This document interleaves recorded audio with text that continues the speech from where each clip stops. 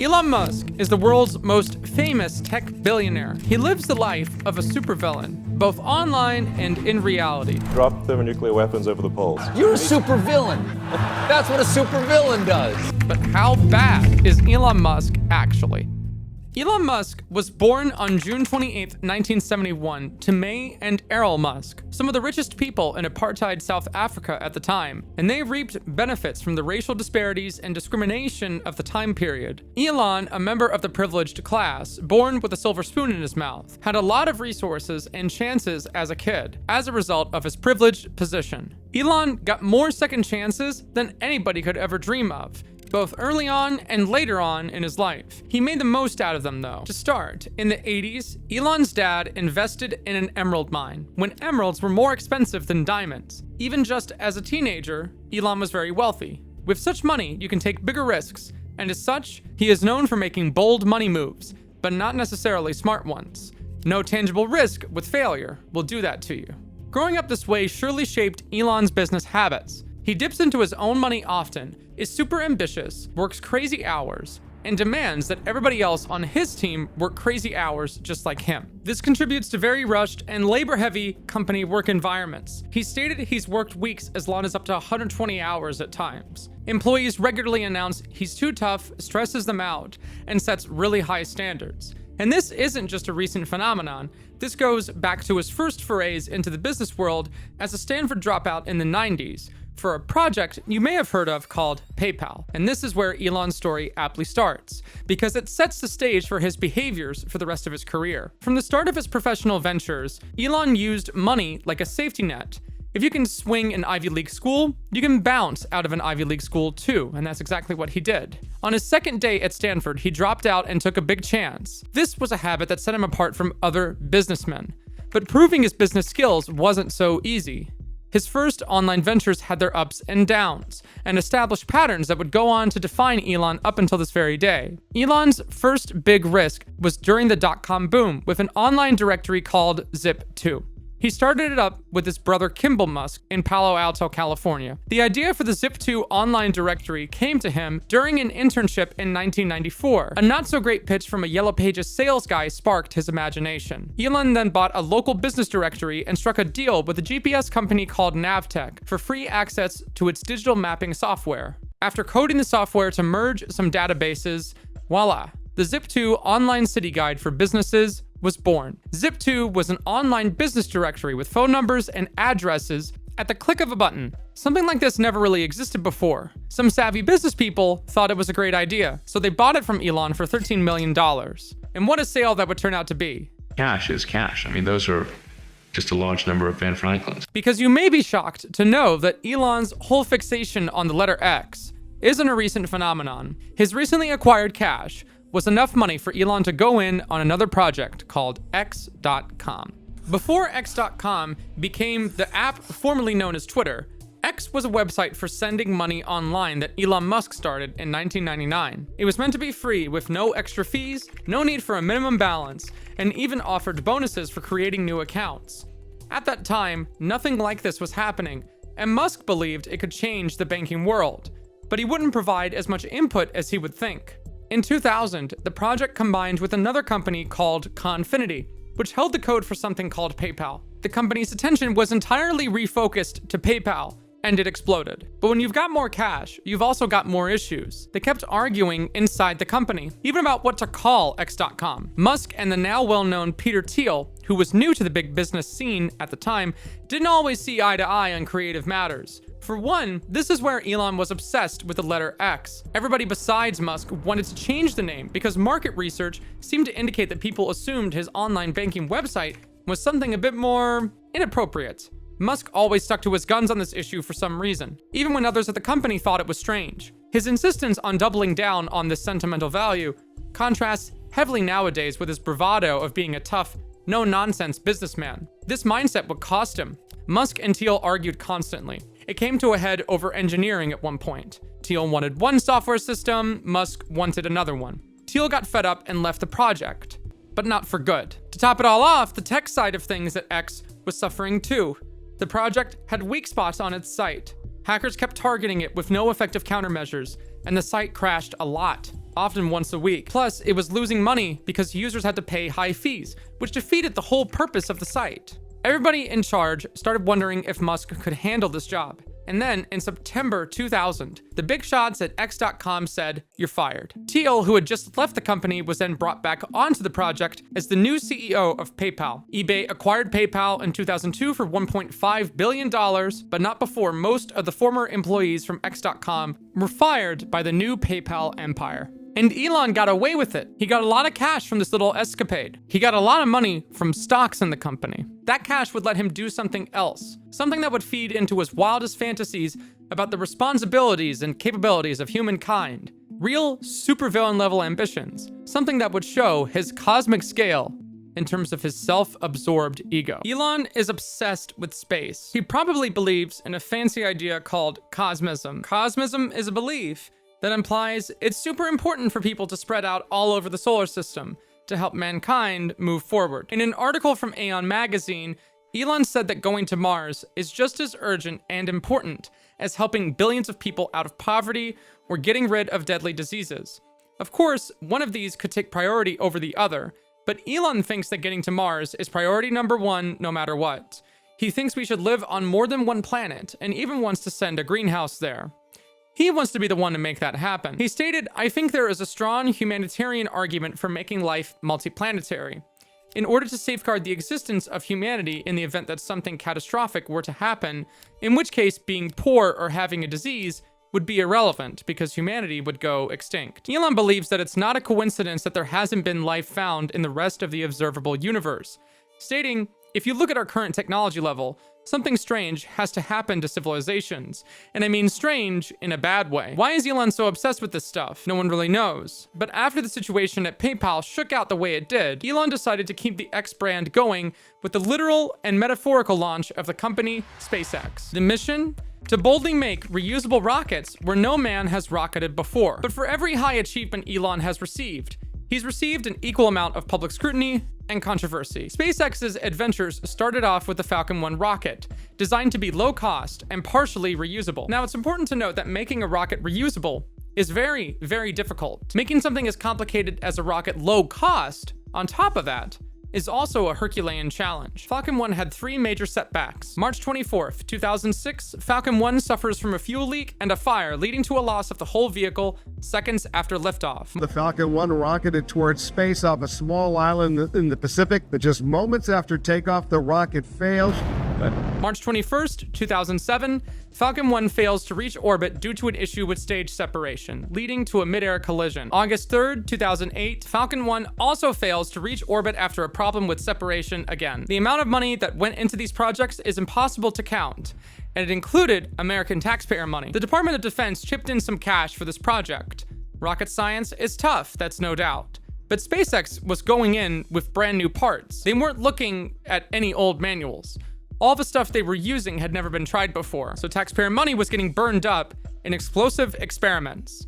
While Elon was sending rockets into space, he evidently didn't think that was ambitious enough. So while all of this was happening, he diverted his attention to a brand new electric car company you may have heard of called Tesla, one that would have its own unique set of problems in terms of scope and failure to deliver promises on time, much like SpaceX, but not before chalking up some labor complaints. During this time period, Elon's rockets were catching on fire, his so-called Boring Company was making a flamethrower for some reason, and in 2014 onwards, Tesla batteries were catching on fire too. There were 60 incidents of fires relating to Tesla vehicles between the years of 2013 and 2021. But those incidents, among other problems at the company, wouldn't get much traction in the media until a comprehensive file with lots of evidence started to build up. And over the next few years, SpaceX would provide just that. Years would pass as SpaceX embroiled itself in all kinds of controversial situations unrelated to its press image.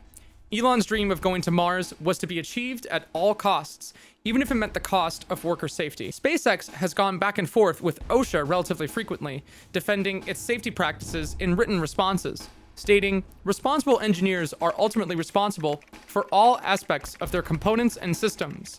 An OSHA Deputy Assistant Secretary described the response as ludicrous. Travis Carson, a welder at SpaceX in Brownsville at one point, said SpaceX's idea of safety is, quote, "We'll let you decide what's safe for you." He said that really means there's no accountability, and that's a terrible approach to take in industrial environments. Carson was one of several Brownsville guys who can testify to workers sleeping at the facility overnight to meet work weeks with more than 80 hours demanded. Some employees took non-prescribed Adderall just so they could keep up. Injuries are the number one problem there. The first thing some people will think of when they hear about a lot of this stuff is, where's the union? Don't these guys have a union? And that's a good question. But the answer to that question is, I think it's generally not good to have an adversarial relationship between, one group at the company and another group. In fact, I disagree with the idea of unions. He further added that they naturally tried to create negativity in a company. Given that Elon benefited heavily from the amount of work his employees put in, it's probably not too strange that he has a stance like that as well. Elon's hatred of labor unions extends with his supervillain image. He's willing to go to blow with unions overseas, not just here in the US. Critics argue that he actively seeks to undermine New Deal era labor protections. This puts the spotlight on the man because he targets laws that have been here on the books since the 1930s. We spent a lot of time talking about SpaceX's controversial relationship with labor safety, and on its own, it seems relatively isolated. But when you add in the fact that SpaceX filed a lawsuit against the National Labor Relations Board, it makes the whole thing seem more suspect. Is suing the National Labor Relations Board, claiming a case filed against the company is unconstitutional. The board is an independent federal agency charged with safeguarding employees' rights to organize. A federal judge was asked to block an enforcement action by the NLRB against SpaceX. This enforcement action was being leveled because SpaceX had been accused of unlawfully firing 8 employees for putting out an open letter criticizing the company and Elon, citing workplace concerns, as well as Musk's public behavior and its impact on the company. SpaceX stated the NLRB's current way of functioning is miles away from the traditional understanding of the separation of powers. No argument for this claim was actually provided, and they implied the board was, quote, "the very definition of tyranny." These statements are kind of personal, and the language here is particularly unprofessional for a big company like SpaceX, but it's obvious that they're trying to get people fired up with this talk. Elon's companies have a tendency to echo the personal sentiments of Elon in official outlets, but the amount of people who've come forward disagreeing with Elon is staggering, and many of those disagreements have to do with workplace safety. In 2014, at a SpaceX site in McGregor, Texas, Lonnie LeBlanc, a retired US Marine, passed away from a head injury. A strong wind blew him off of a trailer carrying unsecured cargo. Reuters later shared this story and has been watching the company since then. Since 2014, SpaceX has had around 600 work-related injuries, many of them severe. These include cuts for 100 workers, broken bones for 29, crushed hands or fingers for 17, head injuries for 9, 1 even had a fractured skull, and 4 had concussions, with 1 facing a traumatic brain injury. Additionally, there were 5 burns, 5 electric shocks, 8 cases requiring amputations, and 7 eye injuries. According to over a dozen current and former SpaceX employees, including a senior executive, Musk believes workers should take care of themselves. Why? Because SpaceX is going to save the world. Can't save the world without breaking a few eggs. Musk seems to have a fixation with moving the legal dispute process for workers to federal courts.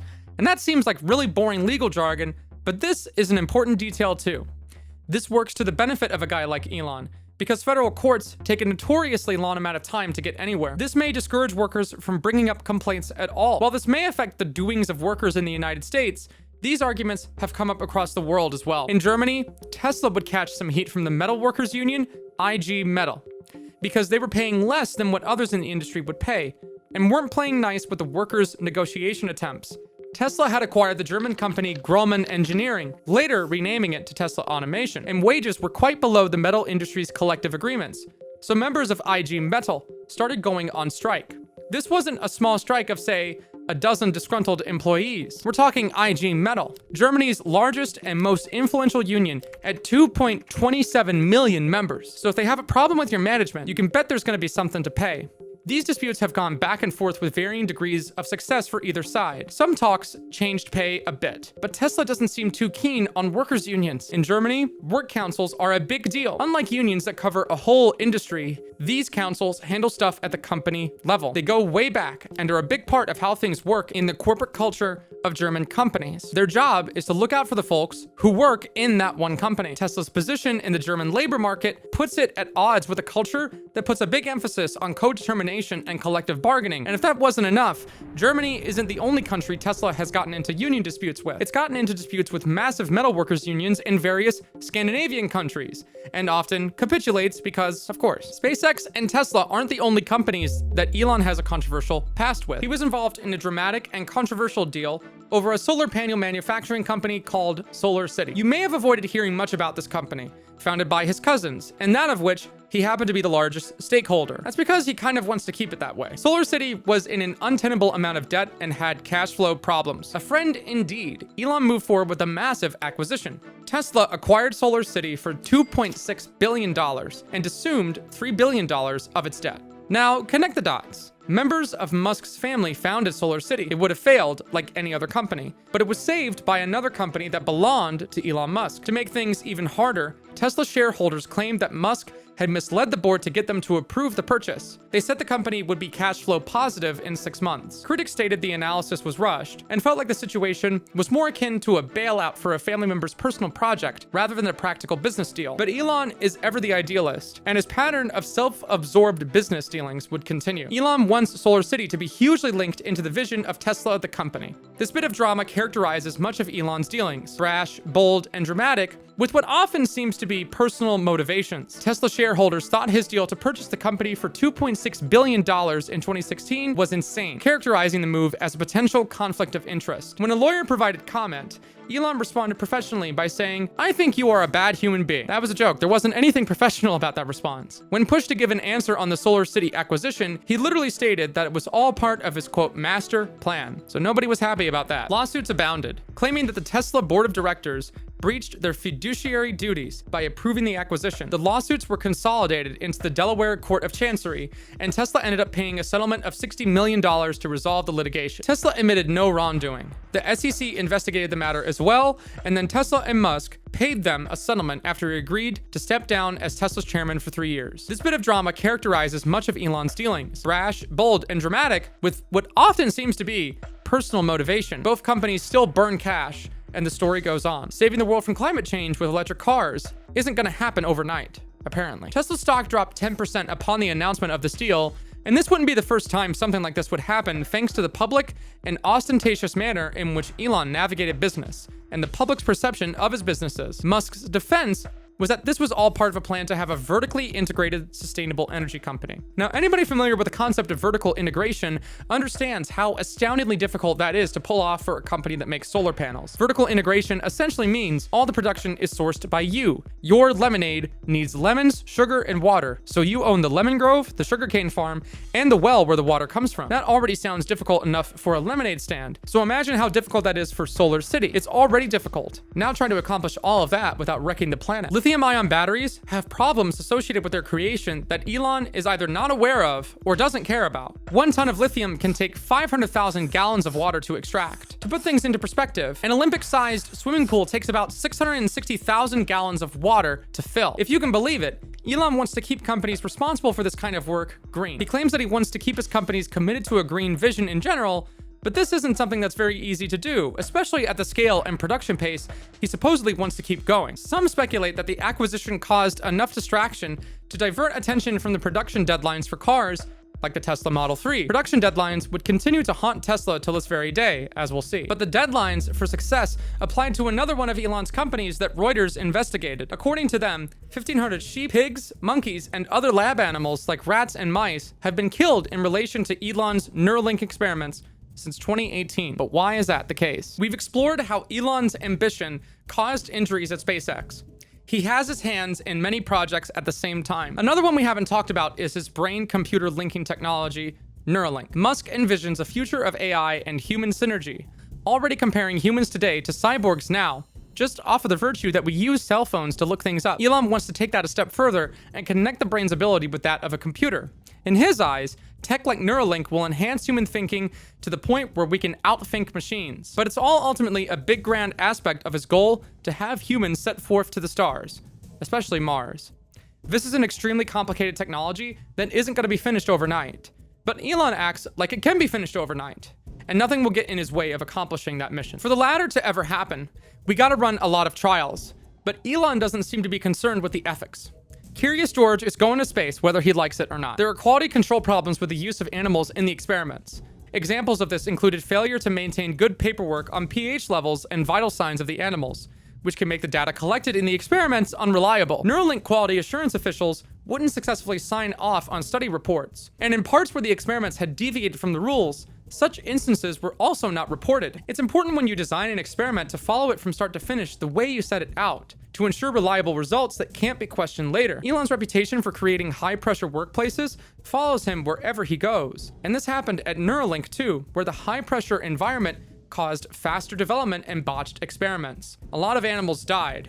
Like, a lot. Many current and former Neuralink employees have reviewed paperwork explaining how the team's time pressure resulted in rushed experiments, skipped steps, and more dead animals. If a device is put on the wrong vertebrae of a pig, for example, it will just put the animal in pain, forcing it to be euthanized to end its suffering. All of this points to a culture of pushing research to the brink without a regard for scientific process or the animal's care. Scientists use animals a lot in health research for humans, but they try hard not to harm them. Some folks at Neuralink feel it's mostly because Elon pushes them to meet deadlines. But doing science the wrong way is not science. Using a computer chip on an ape is one thing. Using it on a human is another thing. And it doesn't seem like Elon is super concerned about the implications of his work. Depending on where a brain-computer interface like Neuralink is placed, it can have access to very personal things. It can be able to pick up on your private thoughts and emotions. And then imagine if those emotions could have labels attached to them. Imagine if this data could be cataloged and analyzed by advertising companies, for instance. What if a company trying to sell you something literally knew you better than you knew yourself? We already kind of feel this way in some cases now. Have you ever been thinking about something and then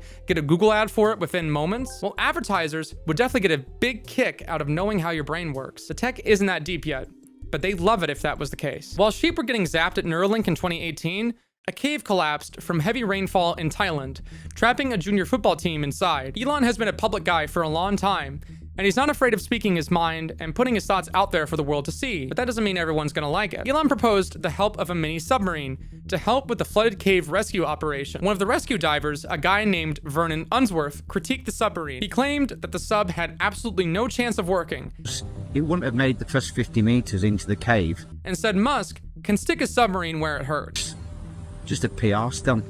Now, it's possible Mr. Unsworth was skeptical of Musk-related engineering, and why wouldn't he be? In a crash in Mountain View, California just that year, an Apple engineer named Walter Huang died in his Tesla. The National Transportation Safety Board attributed the crash to Tesla's ineffective monitoring of driver engagement. Well, Elon really did not like the diver's comment about his coveted submarine, and he called the diver a pedo guy. Tesla stock fell 3.5% shortly after this because, duh, and he apologized to Mr. Unsworth.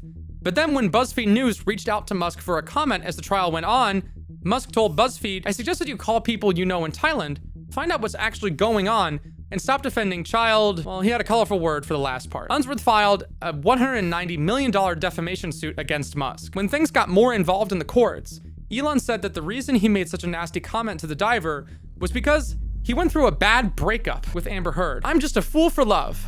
I'm often a fool, but especially for love," said Musk to Walter Isaacson, a man writing a biography on him. The biography also details the breakup as most agonizing for Musk. Oh, the things we do for love. Elon kept on bugging people with his online antics during this year, perhaps due to his unfortunate breakup. He went public with some things that probably should have stayed in the boardroom meeting. In the summer of 2018, Elon announced on Twitter that he had funding secured for a move to make Tesla into a private company at $420 per share. The stock price fluctuated a lot because of this, and then the SEC got irritated because there were concerns about the accuracy of such a statement, once again marking another point at which federal institutions got their feathers ruffled by Elon's behavior. The reason going public with this was bad was because Twitter is a massive platform. Of course, folks are gonna react differently, putting investors in a tough spot. If they sell, they might lower their risk in case Musk wasn't honest, so they wouldn't lose money if Tesla prices go down, but keeping the shares could pay off if there's a private buyout at the price Musk mentioned. Tesla is Elon's baby,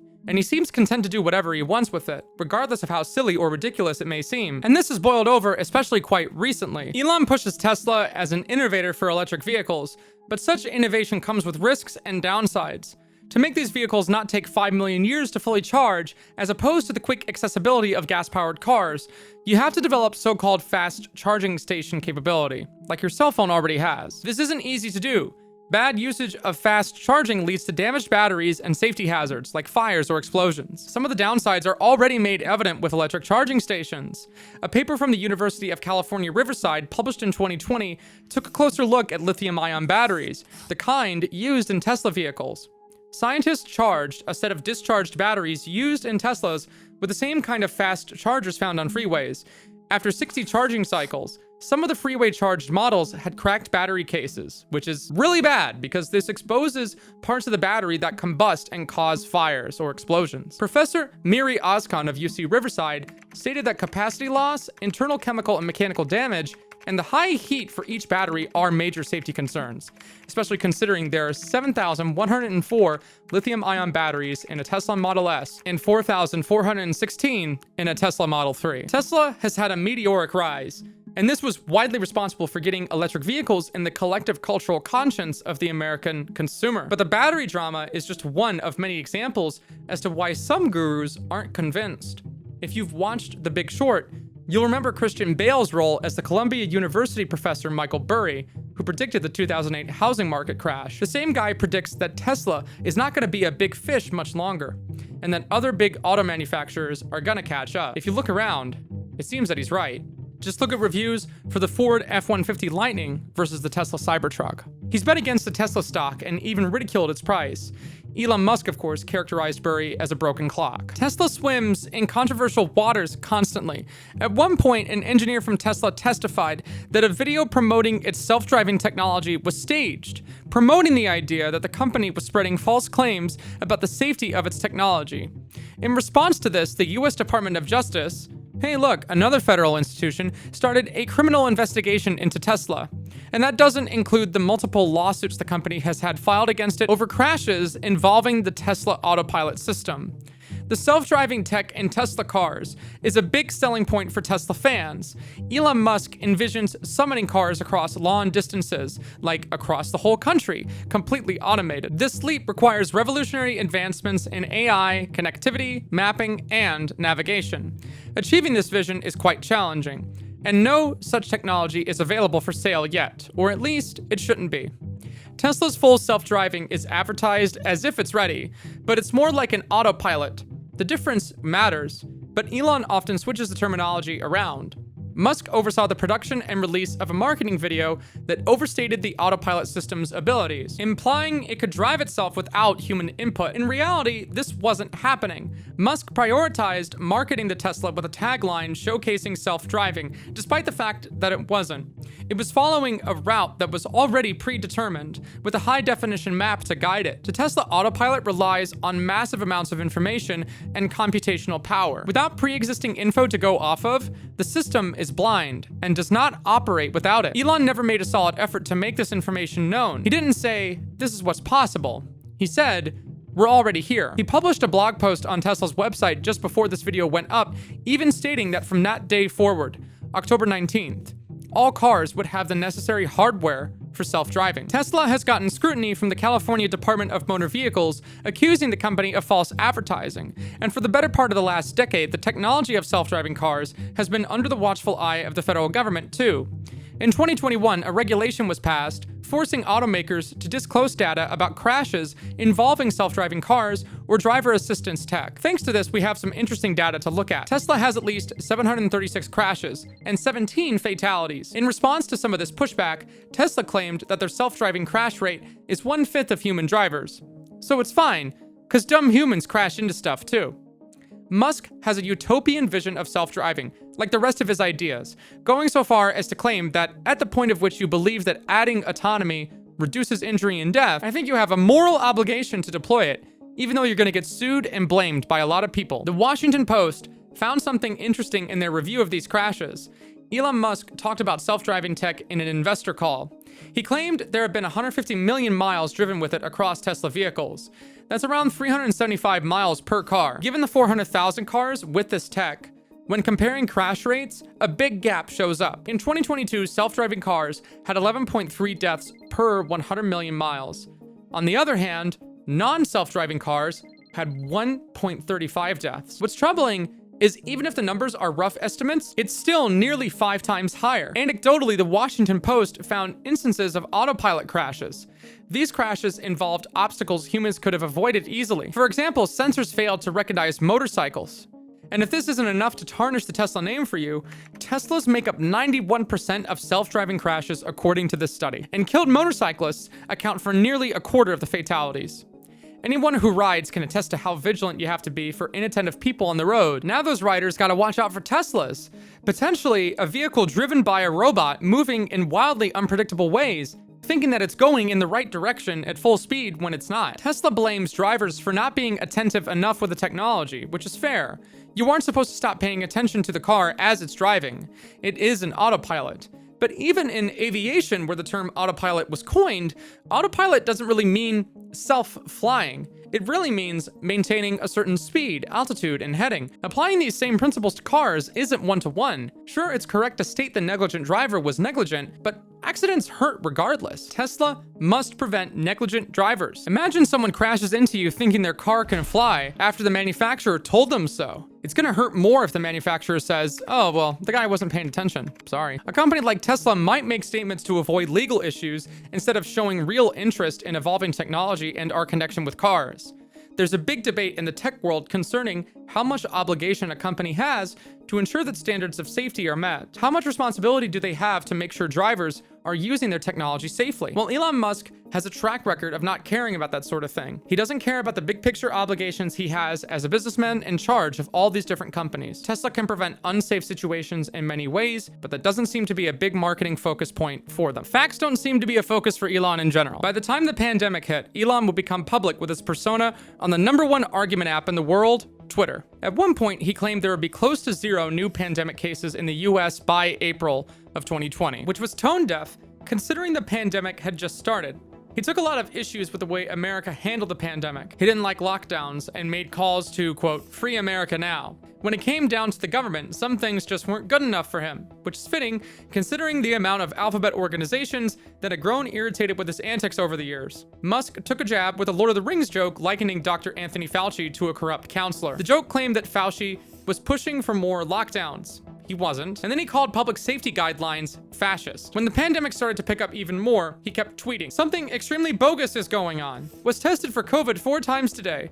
2 tests came back negative, 2 came back positive. Same machine, same test, same nurse. What this tweet failed to contextualize is that different COVID tests are more reliable than other ones. Antigen tests, like the ones Elon got in this example, are not diagnostic tools, they're screening tools. Screening tools are generally used with larger data sets or as a first step to see if somebody needs further checkup. The convenience of this test comes with a downside Musk did not contextualize in this tweet. Musk's behavior called into question public health strategy, which isn't a problem unto itself, but when the problems and claims associated therein do not have merit, it casts doubt on the system, leading to more potential virus spread. This is a problem because when you have millions of followers and you make a statement that hundreds of thousands or even just tens of thousands can get behind in terms of influencing behavior, you can indirectly get people to do things that aren't 100% safe or arrive to conclusions that can lead down other misinformed rabbit holes. On December 11th, 2022, Elon tweeted a joke. My pronouns are prosecute Fauci. This tweet in a vacuum seems innocuous, but it's a broad part of his social media engagement strategy. Elon always seems to find a way to find the single most polarizing fashion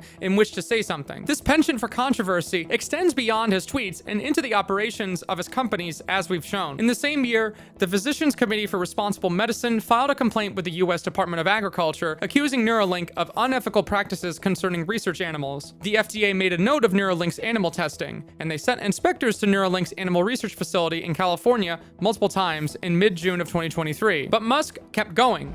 When the pandemic finally started to settle down, he publicly questioned the effectiveness of booster shots, qualifying them with phrases like, "It isn't clear." This criticism came up during a point at which the White House was urging seniors to take a new shot, particularly in nursing homes. At one point, federal and state health officials literally cited misinformation as a factor, making it more difficult to get people more shots. The American Healthcare Association and the National Center for Assisted Living went public with statements. We remain focused on continuing our education efforts, combating misinformation and COVID fatigue. In response, Musk kept spreading more misinformation on Joe Rogan. He said, "What is damaging the lungs? It's the treatment. The cure is worse than the disease." This was in regards to the usage of ventilators on patients that were in critical condition with virus infections. Of course, the reason these patients needed to be on ventilators was because their symptoms were so severe. This is a classic case of correlation not equaling causation, and he said this confidently and openly in front of tons of people. So Elon isn't afraid to speak his mind regardless of the format, but it's not just in what he says, it's in how he behaves.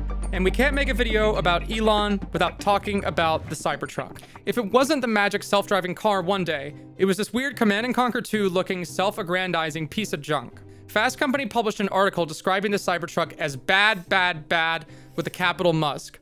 The article hit hard, calling out problems with the development of the project. Apparently, in an internal email to Tesla employees, Musk demanded that all parts for this vehicle, whether internal or from suppliers, need to be designed and built to sub-micron accuracy. This is a classic case of Musk's unreasonable standards. Fast Company sought the opinion of professional car designer Adrian Clark, who stated this was totally infeasible for production because body panel tolerances are measured in whole millimeters to allow for variance in assembly. Clark went on to point out other problems with the truck, specifically its shape.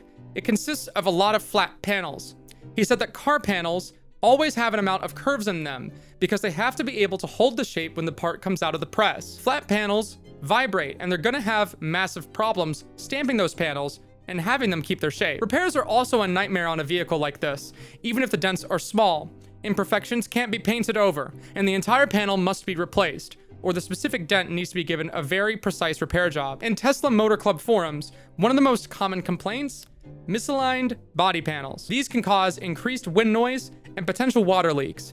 Even hardware malfunctions like door handles not working, or windows not retracting, or dashboards not dashboarding. Another aspect of Elon's influence and presence in the world of big business, with all the classic Elonisms to go along with it.